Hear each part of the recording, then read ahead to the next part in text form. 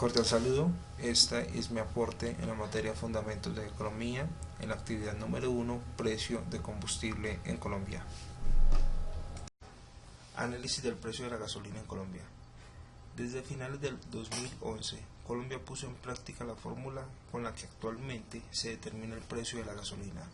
Antes de 1999, el gobierno regulaba el precio y asumía los subsidios, un modelo muy parecido al que actualmente utiliza Venezuela. Sin embargo, los continuos aumentos de los precios internacionales del petróleo causaron ajustes importantes en el precio interno de la gasolina, lo que provocaba que algunos meses su costo fuera más alto que otros para el Estado. Necesariamente se tuvieron que desmontar los subsidios, entre otras, por la recesión económica que sufría el país en ese momento. Por esta razón, el modelo para establecer el precio de la gasolina cambió. Para ello, se creó una fórmula con la que mensualmente el gobierno varía el precio dependiendo de cómo se mueve el mercado internacional, lo que se conoce como el costo de oportunidad. Pero, ¿en qué consiste la compleja fórmula? Para promediar el precio del galón de la gasolina o del ACPM, se suma el ingreso al productor, el biodiesel, el impuesto a la nación, el impuesto territorial, los márgenes de distribución y el transporte. Cada uno de esos aspectos, en diferentes porcentajes, suma el total del precio del combustible.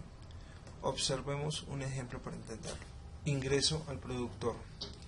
Este es el valor que el gobierno le paga al proveedor del petróleo, es decir, al propietario de la refinería, en este caso Ecopetrol, por galón de gasolina o ACPM, y que representa casi el 50% del precio total.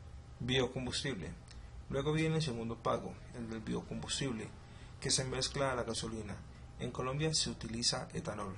Se calcula el porcentaje promedio para la compra del biocombustible, representa el 7% de la suma total. Impuesto a la nación e impuesto territorial. El gobierno decidió gravar con los impuestos el galón de gasolina y ACPM. El cobro de estos impuestos va tanto al gobierno nacional como a los gobiernos municipales y departamentales. Sumados ambos impuestos, representan casi el 26% del costo total del combustible, es decir, el 13% para los dos tipos de impuestos. Aquí vienen incluidos aspectos como el IVA y entre otras sobretasas. Márgenes de distribución.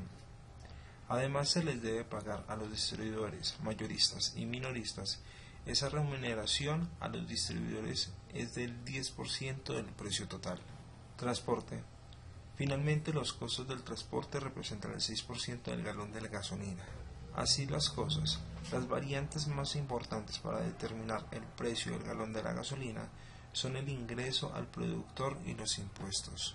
Este nuevo cálculo se dio como consecuencia de la menor producción de etanol debido a la intensidad del fenómeno del Niño, así como a las operaciones de mantenimiento de 4 de las 6 destilerías de este producto en el país.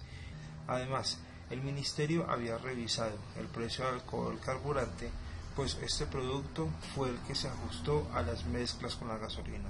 No obstante, hay que recordar que las estaciones de servicio en las grandes zonas urbanas del país están bajo régimen de libertad vigilada, que permite fijar el precio del combustible con base en la competencia.